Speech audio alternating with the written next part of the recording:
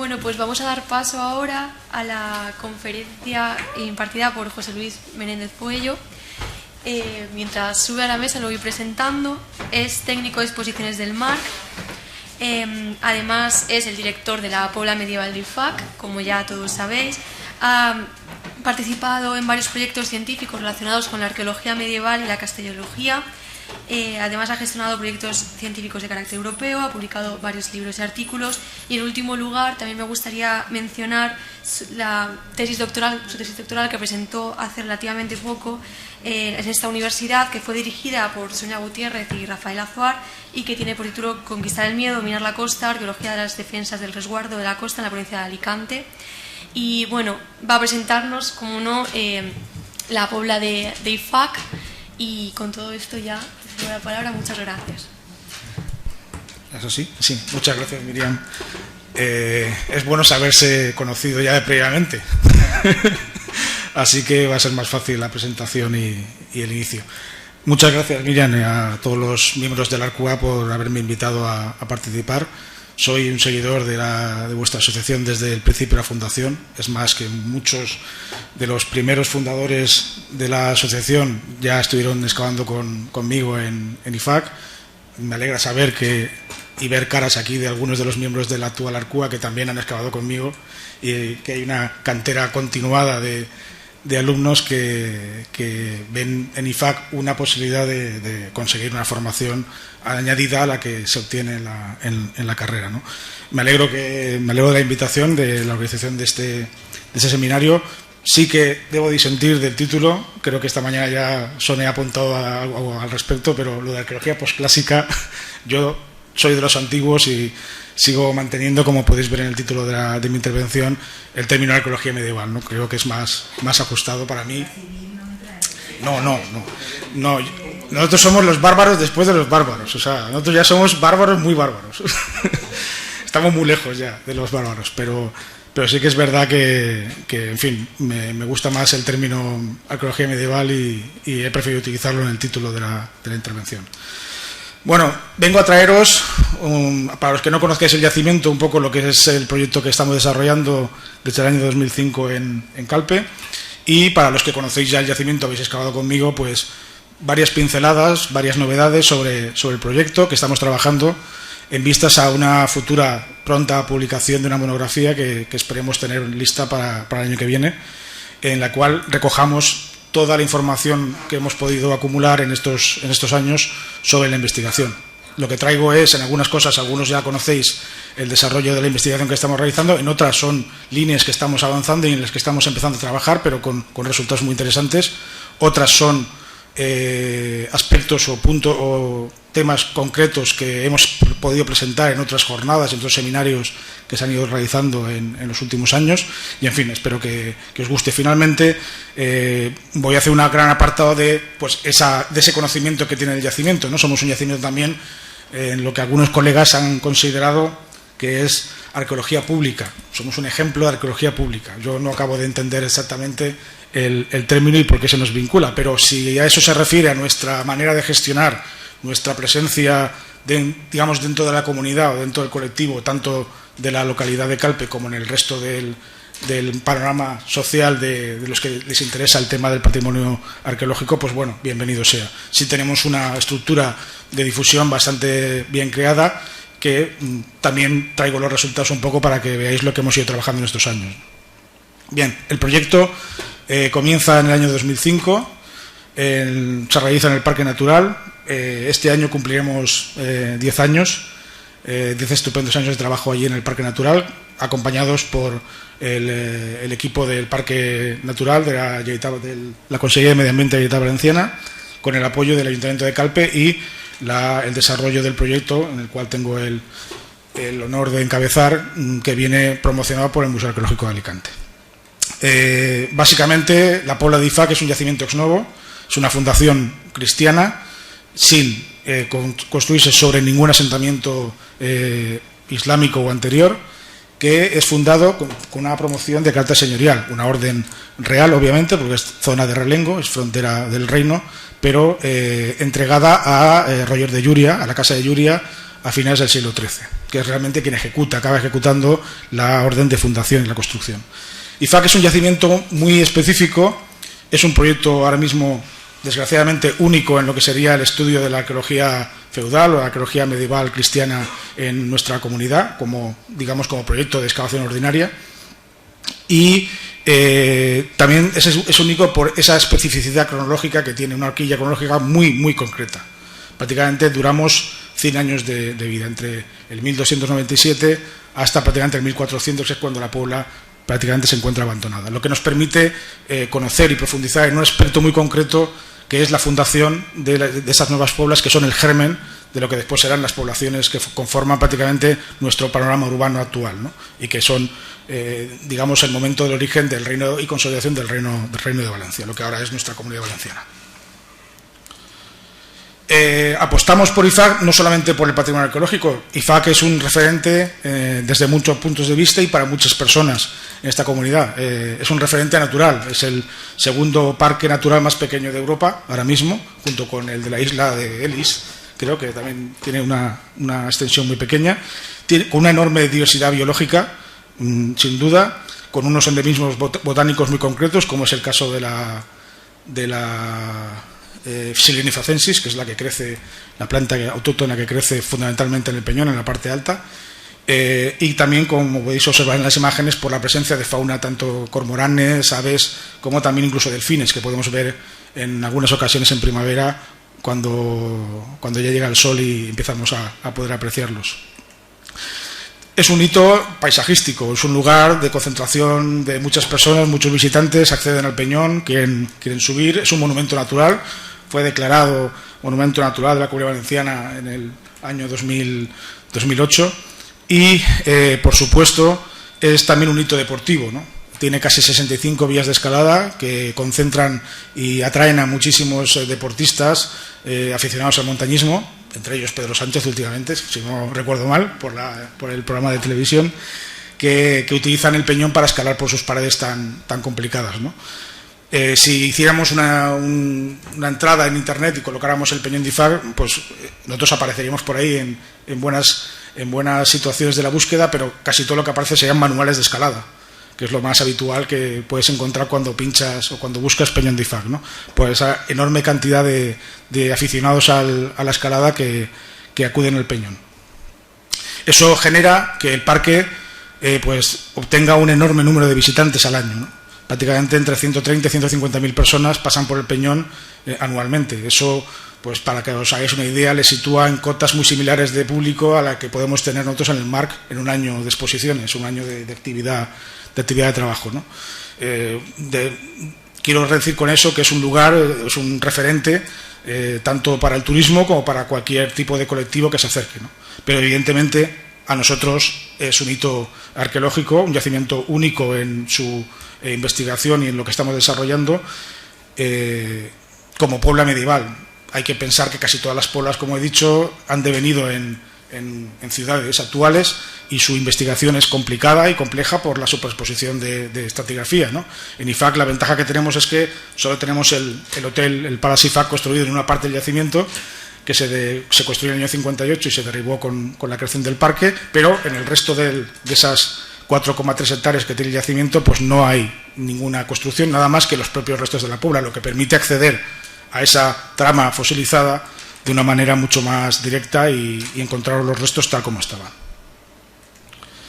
Bueno, todos estos valores que he expuesto nos han permitido, por ejemplo, desarrollar vías de gestión como es la declaración de BIC de Bien de Interés Cultural, que conseguimos en el año 2011 y que fue ardua y complicada, a pesar de que IFAC es un recinto amurallado, en ruinas, pero recinto amurallado, y está sometido a la cláusula adicional segunda de la 16/85, pero aún así hubo que realizar un largo proceso de constitución de BIC que fue realmente casi de 3 años, hasta que finalmente conseguimos la declaración y el número de expediente, ¿no? Que era lo complicado. Os recuerdo en ese sentido que todos los castillos y fortificaciones son BIC, pero de manera hipotética. Hay que gestionar y hay que abrir el expediente y conseguir el número de inventario para realmente tener la declaración. Esto nos lleva a la campaña actual, ¿no? Este es el logotipo que hemos generado para la campaña de este año, un poco un homenaje a todo el colectivo social que trabaja en el yacimiento, que después hablaré un poco de él, y que se resumen un poco en estos 10 años de investigación y de trabajo que hemos desarrollado en el Peñón. Brevemente, por volver a situar, nos encontramos en Calpe, en el Peñón de IFAC, para quienes no nos ubiquen.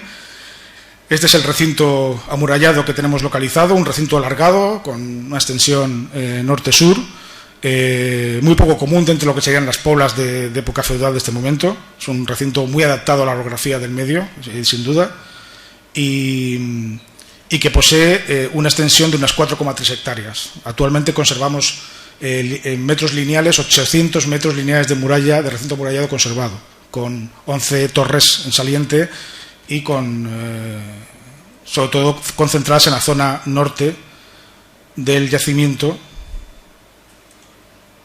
No entraba, ahora sí. Que es la que hemos concentrado los esfuerzos de excavación, ¿no? Fundamentalmente estos 10 años.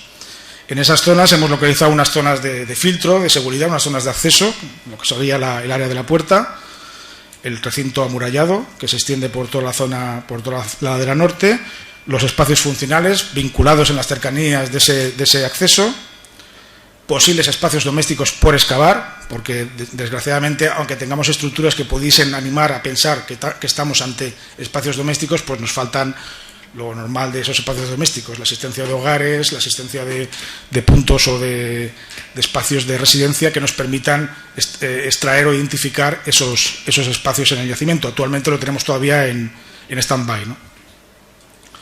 Después hay un área sacra muy importante, que es la otra gran zona que hemos excavado, donde se encuentra la necrópolis, en la torre del campanario y la iglesia de Nuestra Señora de los Ángeles, que es, digamos, el gran edificio edilicio que podemos encontrar ahora mismo completo en el yacimiento. El proyecto se ha diversificado en diversas líneas, ¿no? Y mantenemos abiertas muchas líneas de trabajo que, como digo, tienen que acabar desembocando en esa monografía en la que estamos trabajando para el año que viene. Desde todo el punto de vista, desde el punto de vista histórico, arqueológico, por supuesto, desde la antropología física, desde el estudio del registro ambiental que aparece en el yacimiento, por supuesto el obligado del registro material. Hemos también realizado actividades relacionadas con la conexión entre el yacimiento y su entorno marino, a través de algunas actuaciones de excavación de prospección subacuática.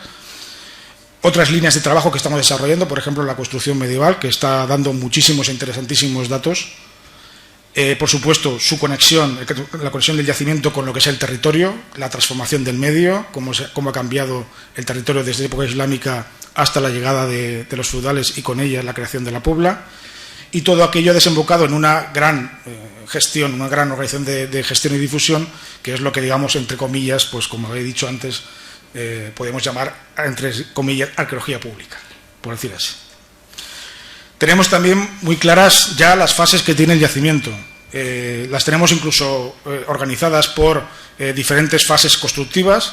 Esas fases constructivas las tenemos datadas con hallazgo monetario, en la mayor parte de los casos, y podemos organizarlas de esta manera, ¿no? Una primera gran fase, que sería la de fundación, que englobaría las dos órdenes de fundación, la primera de Pedro el Grande de 1282 y la fundación definitiva de Roger de Llúria en el 1298-1305. Después tendríamos un gran periodo, que creemos es el periodo de consolidación de la Pobla, que sería el que se encontraría bajo las órdenes de Sabrina de Entenza, la segunda mujer de Roger de Llúria, periodo que iría entre 1305 y 1325. Después, un segundo periodo de refuerzo constructivo bastante intenso y potente, que iría entre el 25 y el 41 aproximadamente, que es el periodo de dominio de la Casa de Llúria de Margarita, la hija de Roger y de Sabrina, que como condesa de Terranova ejerce de señora de IFAC en la parte de los territorios que le corresponden por la herencia. Después tendríamos una fase que podemos ya considerar de destrucción, que sería la fase entre el ataque parcial que se produce por la flota castellano-aragonesa en 1359, dentro del conflicto de la Guerra de los Dos Pedros, que conlleva a una fase de abandono o de progresivo abandono de la Pobla. La gente se comienza a desplazar de ella, dirigido seguramente hacia esa alquería de Calpe que debía existir y que en ese momento ya comienza a coger protagonismo, que llevaría entre ese 1359 hasta el 1400-1410, ¿no? Después tenemos un intento frustrado de fundación en la época del Alfonso el Magnánimo, que no se llega a producir, aunque nos deja muchísimos datos sobre cómo estaba la Pobla en esos momentos.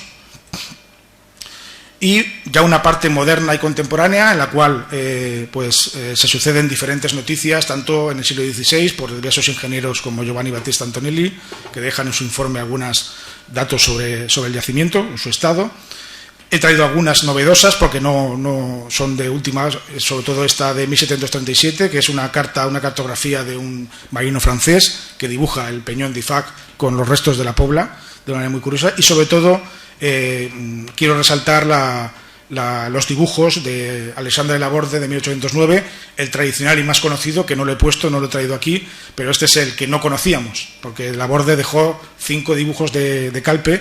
Solo hemos conocido el de siempre, el que se ve la vista desde Baños de la Reina. Este es una vista desde la playa de la Fosa, donde se ve todo el recinto amurallado, la iglesia, e incluso se ve el sistema de acceso a la Pobla que estamos excavando nosotros ahora mismo. Es un dibujo interesantísimo, en la misma línea que lo hemos publicado recientemente en una monografía que ha publicado el Ayuntamiento de Calpe. Hemos publicado un pequeño de trabajo sobre esos grabados y la relación arqueológica que existe entre lo que excavamos y esos grabados de Laborde. En la época contemporánea, destacar la visita de Manuel González Simancas, donde hace anotaciones acerca de las ruinas del Peñón, el hecho de quién es el propietario del Peñón en esos momentos, que Vicente París, una de las personas que más va a transformar el yacimiento, va a producirse el abancalamiento, los principales bancales que se van a crear y que encontramos ahora en el yacimiento son de este momento, y la colmatación de los restos arqueológicos en su mayoría, ¿no? Incluso el de la iglesia. Las excavaciones que realiza Francisco Martínez y Martínez con Adolf Schulten y Otto Jensen en el año 24, que son, podríamos decir, las primeras, entre otros estudios que se hacen en ese momento. La construcción del hotel sobre gran parte de los restos de la Pobla en el año 58. Las excavaciones interesantes que también estamos en vías de publicación del Padre Belda en el año 62-64, que deja una gran cantidad de materiales, sobre todo procedentes de la zona alta, pero también medievales, que publicaremos en esta monografía y que está estudiando Diana López ahora mismo.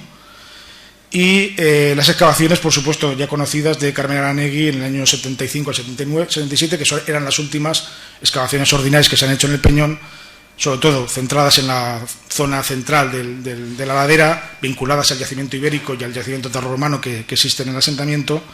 Y por último, pues el hito de la destrucción del hotel en el año 87, que provocó la distribución o la dispersión de los restos del hotel por todo el yacimiento, lo que nos obliga en muchas ocasiones a tener que realizar tareas de extracción de hierros, de forjados bastante complicadas, y que los voluntarios que habéis estado en el yacimiento conocéis, en algunos los conocéis de manera sobrada, ¿no?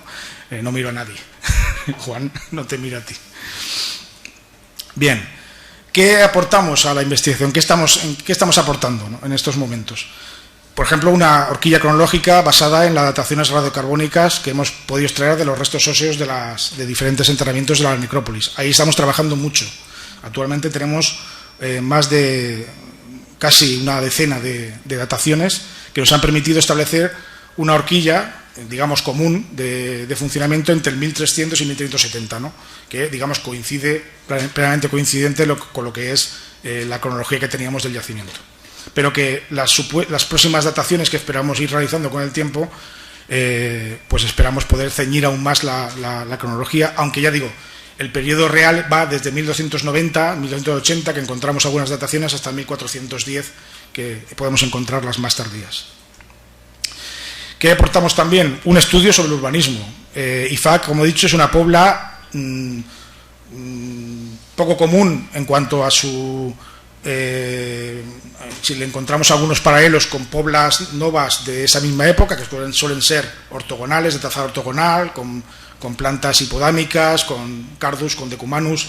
La pobla, evidentemente, al adaptarse a un espacio tan abrupto como es la ladera del Peñón, pues tiene que encontrar su urbanismo, pero también tiene su ordenación, tiene sus espacios organizados por este pomerio que parte desde el sistema de acceso, desde el sistema del corredor de acceso, y que recorre en paralelo todo el recinto amurallado, dejando una gran vía libre de paso y de tránsito, y sobre él, junto a él, se van ordenando los diferentes espacios, tanto los espacios de acceso y de control, como los espacios comunales que se encontrarían cerca de esa zona de la puerta, las áreas sacras en las que unimos necrópolis e iglesia y, como ya he dicho, esos hipotéticos espacios domésticos que se encontrarían en una segunda línea, lejos de lo que sería la zona defensiva y la zona de paso, donde se encontrarían las zonas de trabajo, las zonas colectivas y las zonas residenciales. Creemos que se encuentran en plataformas superiores, más retiradas de lo que sería la zona de defensa del recinto amurallado.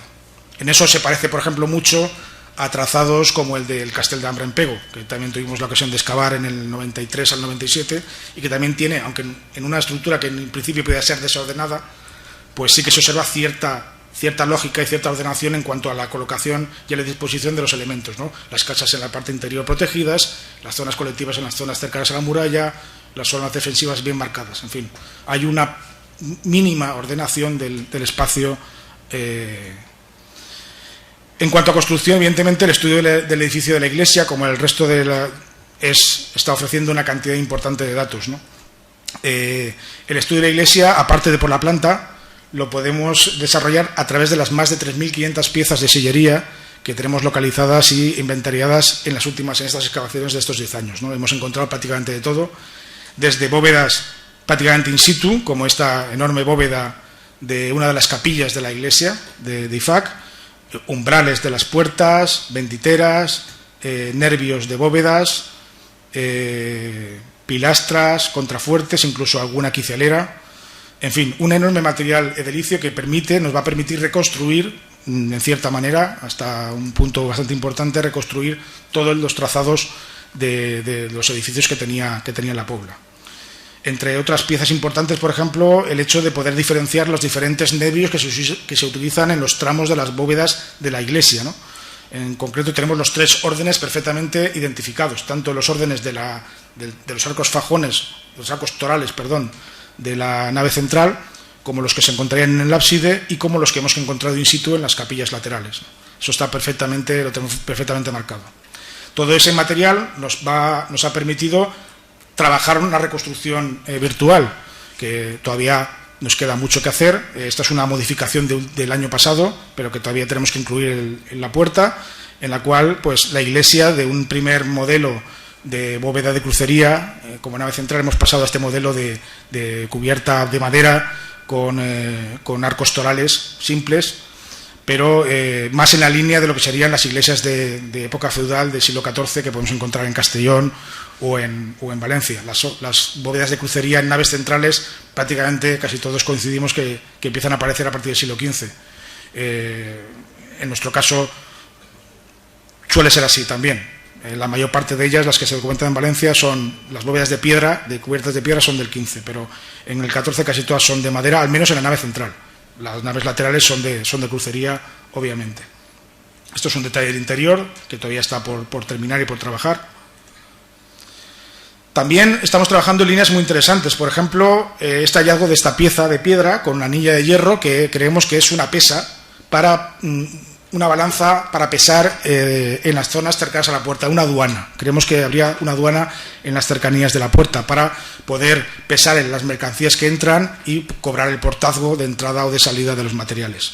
Hay otras piezas, en concreto, por ejemplo, esta que vemos aquí abajo, proceden del Museo de la Muralla, de la ciudad de Orihuela, cerca del Palacio del Palacio de Fernando, efectivamente, que son piezas muy interesantes porque están cerca de las zonas de acceso y también podrían estar vinculadas a una posible aduana. Las que veis aquí arriba proceden del Castillo de Estepona, que hace poco Alejandro Pérez Ordóñez las ha publicado y efectivamente también están cerca de las zonas de acceso, así que podríamos estar ante zonas dedicadas para ese control fiscal, que obviamente toda ciudad de esta época tenía cerca de su espacio. Hay otras piezas que también pueden ser interesantes, las lanzamos como hipótesis, que es una buena cantidad de arcaduces, de cangilones, que han aparecido en una de las estancias cercanas a la puerta, la estancia 4, y que creemos que podrían actuar como medidores, en nuestro caso, ¿no? Como elementos de medida para valorar la mercancía y poder pesar. Es una hipótesis que lanzamos, pero en la que estamos trabajando, ¿no? como material, dado que no tenemos ninguna noria en esa estancia ni ningún espacio dedicado hidráulico que haya en ese sitio. También estamos trabajando mucho en el tema del proceso de construcción del yacimiento, ¿no? Y en eso las analíticas que está realizando Isidro y Eduardo Vilaplana en el Instituto de Materiales de la UA nos está ayudando muchísimo para conocer de dónde proceden los materiales con los que se construye la Pobla, ¿no? En este caso, por ejemplo, en el caso de la piedra, tenemos detectada y demostrado que en la cantera, por ejemplo, de Baños de la Reina sí que aporta piedra al peñón. Siempre tradicionalmente se había dicho que la cantera de Baños, que está más vinculada al yacimiento del Vicus romano, no tenía contacto con la Pobla, y sí, lo tiene. Hemos encontrado piedras que se encuentran, sillares que se encuentran en la puerta, o sea, en la fase 1 de fundación, que tienen las mismas composiciones que la cantera de Baños de la Reina. Añadimos otras posibilidades porque en el perímetro encontramos otras canteras medievales que se utilizan, como es la cantera del Arenal en Sabia o la cantera de Les Basetes en Benissa, que aunque está más vinculada a la construcción de la iglesia de Benissa y a los edificios señoriales que se hacen en el siglo XVI, sí que creemos que podría tener también una cantera, dada la cercanía y la vinculación, como podéis ver en esta imagen, con el Peñón de Ifac, ¿no? Hay más canteras, hay más trabajo que estamos realizando. Estamos buscando también datos que hacen referencia, por ejemplo, al sistema defensivo. Ya he dicho que no es una Pobla al uso que esté más pensada para la residencia de los colonos, sino también para su defensa.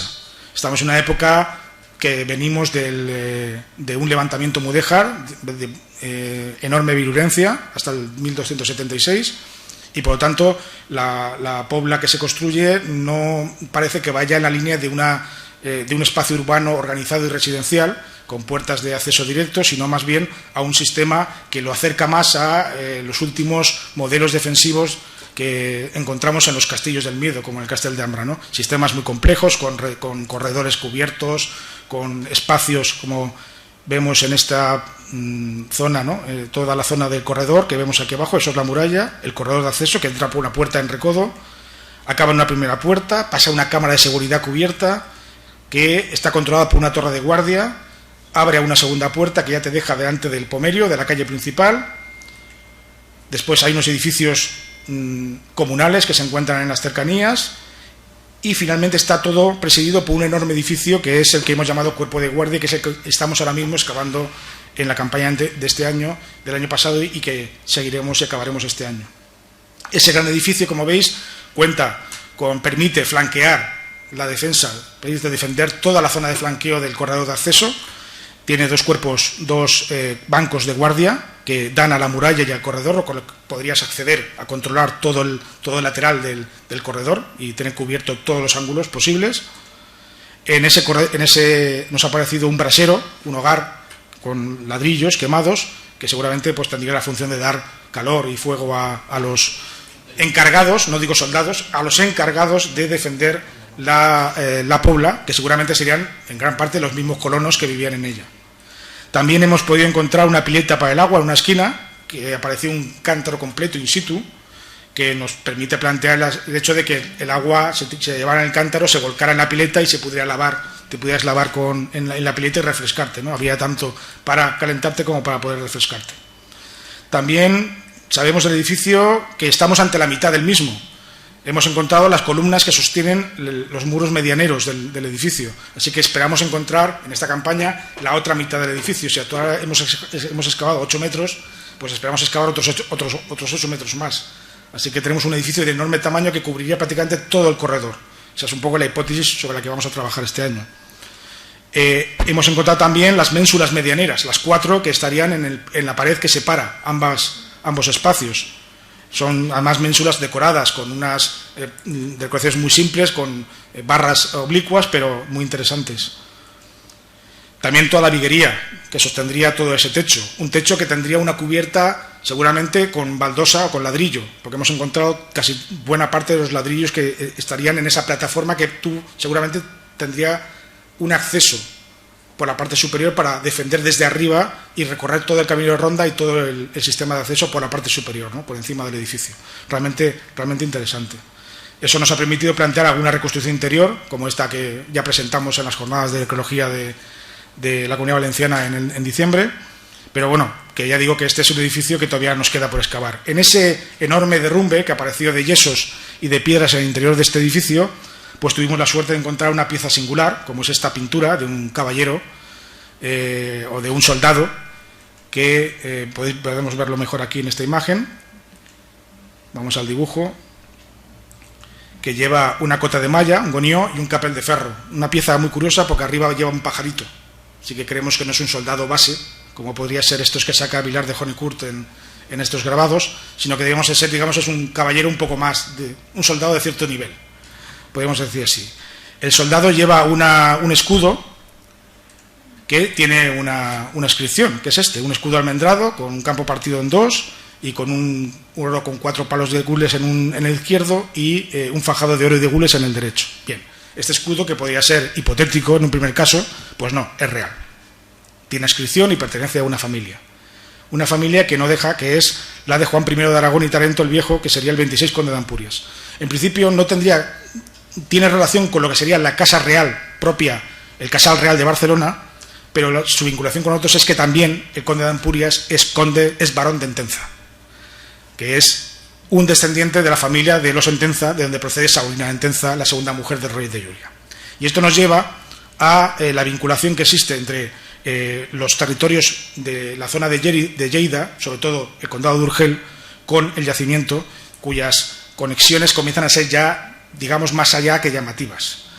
Entre otras, por ejemplo, esta moneda de Hermengol X, último conde de Urgel, antes de que María de Entenza, hermana de Saurina de Entenza, sea la condesa de Urgel, otra coincidencia curiosa. Y esta moneda de Hermengol, que no tiene curso legal en el Reino de Valencia en ese momento y que hemos encontrado en el yacimiento.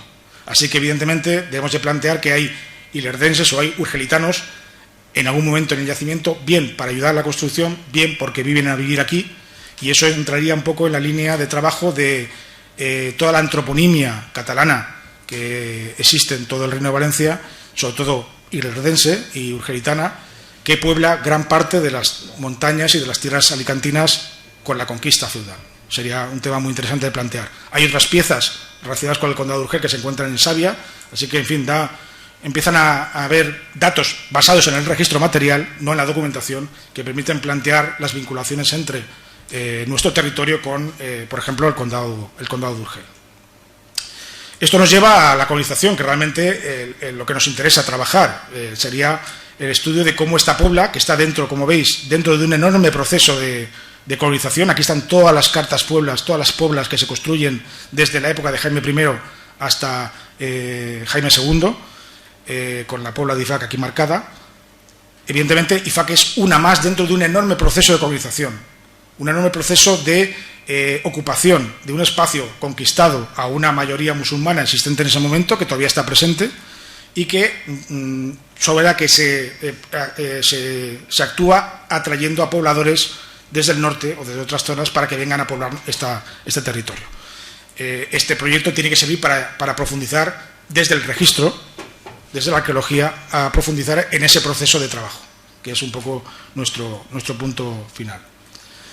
El registro cerámico es muy amplio. Tenemos ahora mismo documentadas 37 formas cerámicas que van desde servicio de mesa, servicios cantarería, servicio de agua, algunas piezas cocina, con alguna pieza interesante como estas teteras que aparecen también,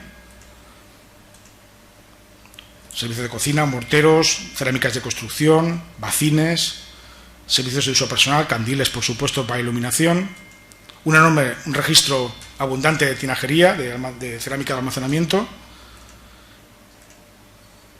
y después cerámicas de uso múltiple. Destaco, por ejemplo, esta pieza, que es una ordeñadora. Yo dudo que sea una ordeñadora, no he encontrado otro paralelo. Si hay alguno que conozca, encantado de conocer, pero bueno, consultando con Javier Martí y con la gente del Museo de Paterna, pues me plantearon que pudiera ser una cerámica para una ordeñadora, para recoger la leche. Bueno, y después, por supuesto, esta serie de Cangilón Catufo, que es muy reciente y muy interesante en cuanto a su presencia, aunque no hay estructuras hidráulicas en el yacimiento, pero sí, como digo, podían servir para otra cosa como medidores. También estamos trabajando, profundizando en lo que sería el estudio de ese registro de fundación de la pobla, y en eso hay datos muy interesantes que lo conectan con su antecedente, que sería el material, el registro de colonización encontrado en el Castell de Ambra, que se publicó hace unos años en el homenaje a Guillermo Rosselló, que publicó Rafa Zuar, Pepa Pascual y Isabel Martí. Muy interesante porque permite, se ha podido identificar claramente el material que traen los colonos de sus tierras. El que hemos encontrado nosotros, ¿cuál es? El siguiente paso. Son las mismas formas, pero ya estandarizadas y sacadas de un taller de marca valenciana, como es el taller de Paterna, los talleres alfareros de Paterna. Ese trabajo de horizonte entre el horizonte de conquista, que sería el de Ambra, que tenemos aquí a la izquierda, y el horizonte de fundación, de fundación consolidada, que podemos encontrar en IFAC, podemos encontrar enormes similitudes en cuanto a sus piezas, ¿no? Los pitchers son iguales, las tinajas, las tapaderas, en fin, los candiles. El registro es muy parecido, lo único es que las formas se adaptan, se recogen y se estandarizan. Y Paterna es lo que hace, estandarizarlas. También, en cuanto al registro decorativo, dado sobre todo por los problemas cronológicos que tiene nuestro taller fundacional, que es Paterna. Es increíble decirlo, pero Paterna es el problema. Tenemos un taller con enorme cantidad de hornos, con una enorme producción cerámica, pero con un enorme problema cronológico, dado a que no existe una estratigrafía fiable del yacimiento. Los excavadores de Paterna han defendido que Paterna no se destruye ni se colmata con la llegada de los feudales, sino que perdura en el tiempo. Todos los alfares de época almohade se colmatan, menos el de Paterna, cosa curiosa. Pues no. Además, en Paterna hasta el día de hoy no ha salido ningún horno con cerámica islámica cargado, con lo que no podemos demostrar que haya ese taller en época islámica. Para ellos las cronologías son mucho más antiguas. Para lo que nosotros es finales del siglo XIII, primera mitad del XIV, para ellos es primera mitad del XIII. O sea, 1238-1240. Cosa realmente difícil de entender. Pero bueno, ahí está la discusión. De ahí que nosotros y nuestra secuencia estratigráfica con hallazgo monetario permita situar y ceñir una cronología más fiable que lo que Paterna está planteando ahora mismo, basado en excavaciones que tienen una longevidad bastante larga. Ese trabajo, que acabará siendo, espero, que la tesis doctoral de Joaquín Pina, pues veremos reflejado un poco toda esa información. Sí, tienes que acabarla y lo que te dice aquí tu doctora, es tu jefa. Sí, señor.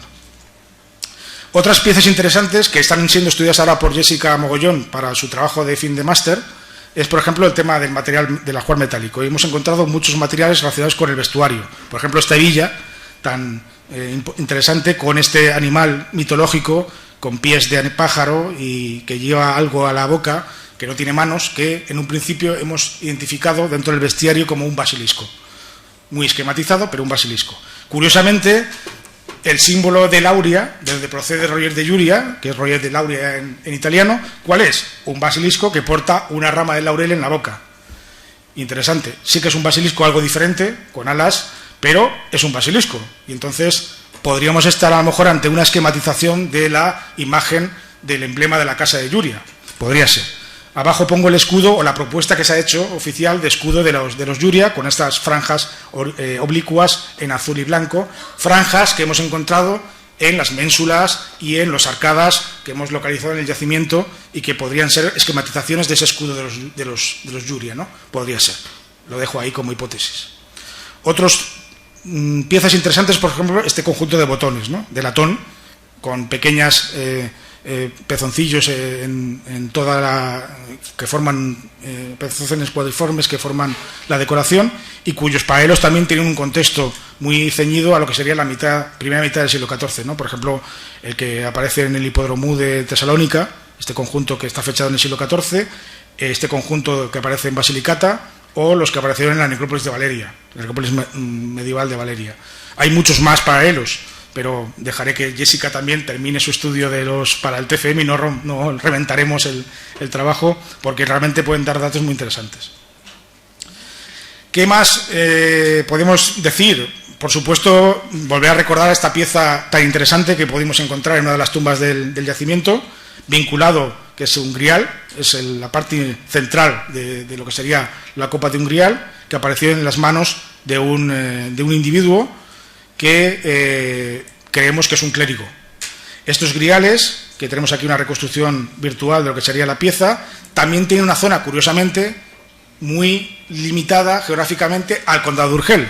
de los 8 griales que se encuentran documentados, 5 proceden de la zona urgelitana, 2 están en el Museo de Solsona, quiero recordar, también muy cerca. Así que también es otra manera, otro dato, otro registro que permite vincular ese mundo del norte de Cataluña con nuestro yacimiento. Esta es la reconstrucción de la tumba, como el clérigo lleva en la mano un franciscano, creemos, pero hemos propuesto porque las clarisas son las que tienen más vinculación con Sabrina de Entenza, no deja de ser abadesa del convento de Sátiva hasta que prácticamente se muere en 1325, y podrían ser franciscanos los que hicieran el servicio litúrgico, el servicio religioso en Nuestra Señora de los Ángeles, como hipótesis. La documentación también está aportando muchos datos nuevos, ¿no? Ricard Bañó, el investigador alcoyano, ha encontrado hace poco 2 documentos, 2 CDs, 2 albaranes de pago de trabajos, de servicios de cantería y de escultura en la iglesia de Ifac en 1344 para los Llúria, vinculados con la iglesia de Ifac, ¿no? Lo que demuestra varias cosas. Primera, en la existencia de una clientela de profesionales que trabaja para la casa y que se mueve por diferentes sitios. Estos, por ejemplo, también aparecen relacionados con un edificio en Alcoy, también de los Llúria. Así que parece que trabajan en diferentes puntos para la casa y se van moviendo. Ese es un tema interesante que no es fácil de conocer.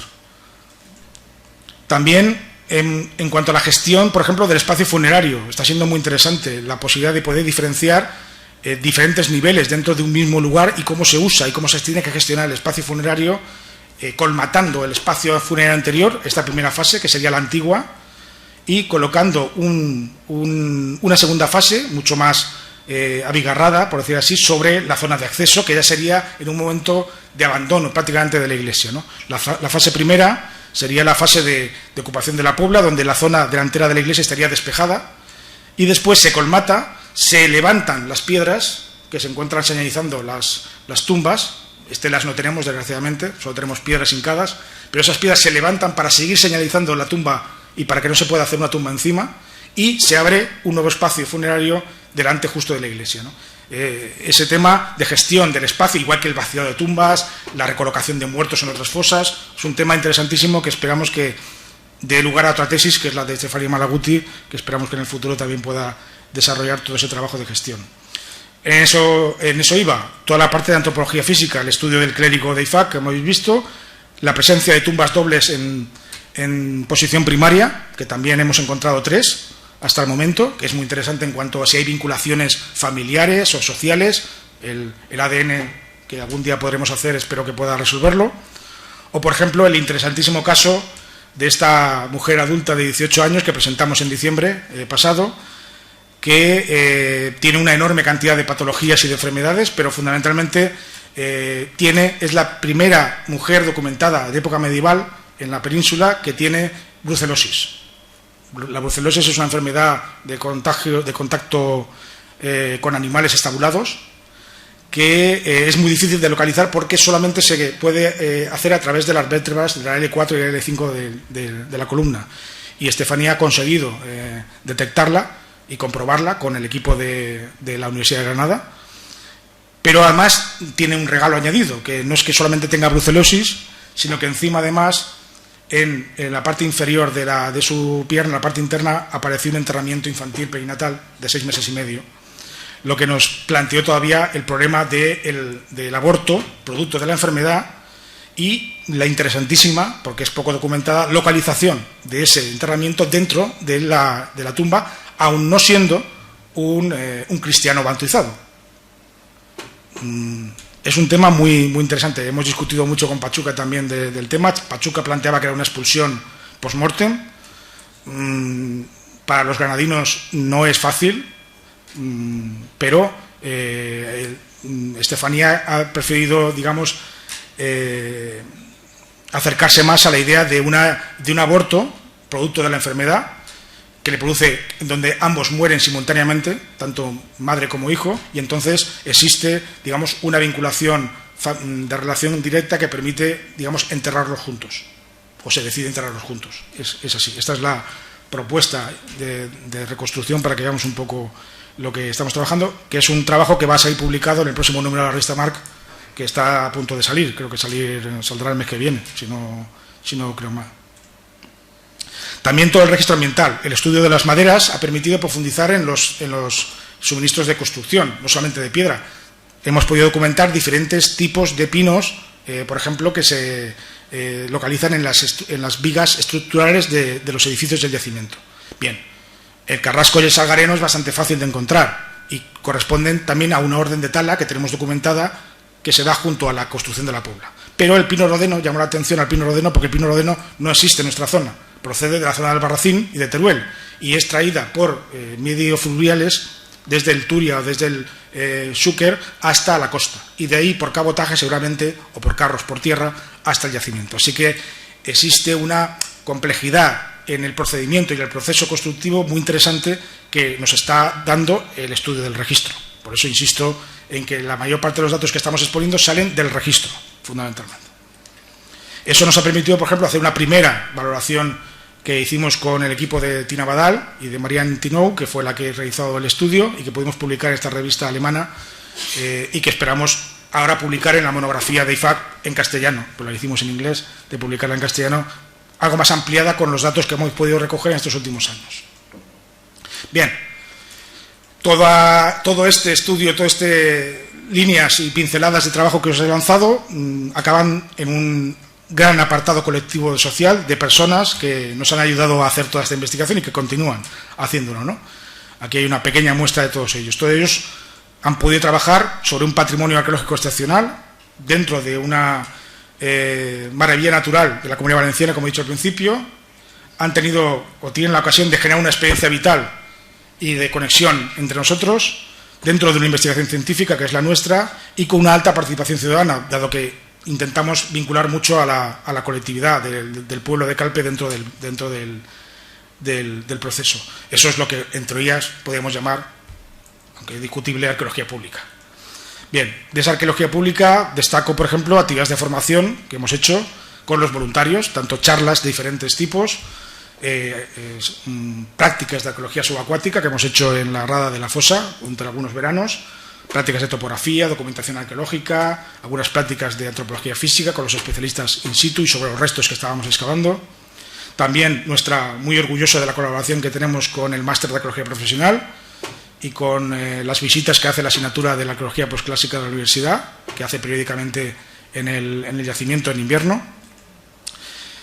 Una actividad que estoy especialmente orgulloso, que es el Arqueólogos por un Día, que es una actividad con niños que hacemos en el yacimiento cuando estamos trabajando allí, en un espacio ya habilitado para ellos, donde puedan excavar, buscar, mancharse, dirigidos por un arqueólogo que nombramos, que digamos hace de trabajador duro, implacable, para que hagan su tarea y al final pues consiguen aprender sobre la investigación, quiénes son los Yuria, cómo salen todos los materiales y digamos obtener ese título de Arqueólogos por un Día. Nuestro hermanamiento habitual y ya conocido con nuestros vecinos del Vicus de Baños de la Reina, que coincidimos en el tiempo y que hacemos actividades conjuntas donde estamos, porque realmente vivimos juntos ahora. El Ayuntamiento ha decidido ponernos a todos en el mismo lugar, así que convivimos en el mismo espacio de cuartel general en Calpe. Visitas a yacimientos alrededor, a museos y sobre todo a pueblas medievales en la misma línea, en el mismo lugar de contexto histórico en el que estamos nosotros trabajando en IFAC, para que la gente pudiera tener conocimiento. Hemos hecho actividades de voluntariado con las Tinta Camp, por ejemplo, de limpieza del yacimiento, conferencias tanto en Calpe como en otros lugares, llevando el proyecto y dando a conocer el proyecto tanto en España como fuera de ella. Hemos hecho también mucho trabajo de difusión, sobre todo estos roll-ups de información multilingüe, en alemán, en francés, en inglés y en catalán. Hay que pensar que Calpe actualmente residen permanentemente 189 comunidades diferentes. Sí, pero ahí se habla de todo. Entonces es interesante profundizar mucho en que la información, la difusión se haga en diferentes lenguas. Por supuesto, folletos, encuestas que nos han permitido valorar el conocimiento que el público tenía del yacimiento, de los restos arqueológicos o el patrimonio que tenía el peñón, si eran conscientes de él.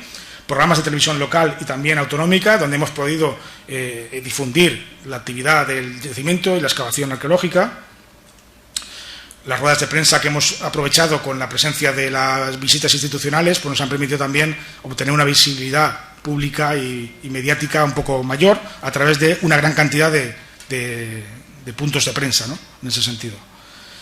la realización de audiovisuales que han ido desembocados a exposiciones, trabajos en realidad virtual que han desembocado en audiovisuales también, exposiciones monográficas como la que hicimos en 2009 en el MARC dedicada a Calpe, creación de interactivos, publicaciones, que evidentemente hemos ampliado enormemente en estos años los puntos de publicación, tanto en revistas científicas, en congresos, en seminarios internacionales, como también en revistas de difusión más, digamos, más general o más abierta al público, como es esta última de la revista Historia.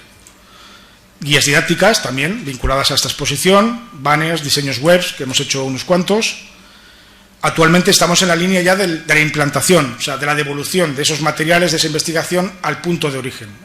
Empezamos por una cesión de piezas al Museo de Calpe, dentro de su colección permanente, para que estuviera visible y físicamente dentro de lo que sería el Museo Municipal de Calpe, y ahora estamos trabajando en la creación de un centro de interpretación que permita trasladar sobre todo la bóveda de sillería, la bóveda de crucería de la capilla de la iglesia, al igual que el resto de materiales de sillería, materiales edilicios, para montar una pequeña exposición que permita explicar el yacimiento en el mismo lugar en el que se encuentran los restos, ¿no? Y eso sería un poco nuestro proyecto de futuro que esperamos realizar en los próximos años. No quiero acabar con dos pequeñas diapositivas, una dedicada al motor público, ¿no? A ese motor de difusión virtual que tenemos generado desde hace 4 o 5 años y que, bueno, nos ha permitido estar presentes en muchos foros y en muchos espacios de interés para el que busca patrimonio arqueológico. En concreto, orgullosos estamos del blog, que ya casi estamos a punto de alcanzar las 200.000 visitas, así como de los canales de vídeo, tanto el de YouTube como el de Vimeo, vinculado más al Museo Arqueológico, la página del blog de excavaciones del MARC, que también tiene un page rank bastante elevado, 4, cosa que nosotros no podríamos conseguir con nuestros medios, y sobre todo estamos muy contentos de la aceptación en Facebook y en el portal más científico de Academia, donde volcamos toda la información científica y los artículos que se publican del proyecto, y que pues tenemos un número de visitas que está en 6.244 ahora mismo, pero que estamos en un 4%, ¿no? Que es un punto bastante elevado.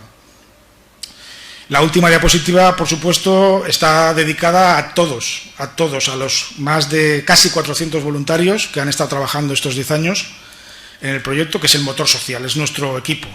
El equipo de gente que viene a trabajar, que escribe desde diferentes puntos de España, incluso del extranjero, que conoce el yacimiento, que accede a una experiencia vital determinada, que repite en muchas ocasiones. Juan Martínez, por ejemplo, Sara, son 5 o 6 años, creo ya, que sigáis viniendo. Hay gente que lleva 3, 4.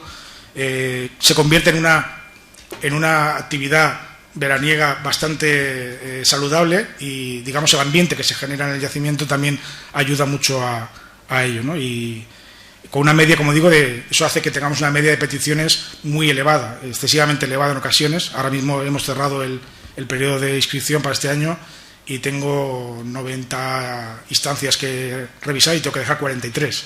No pueden venir más, desgraciadamente, ¿no?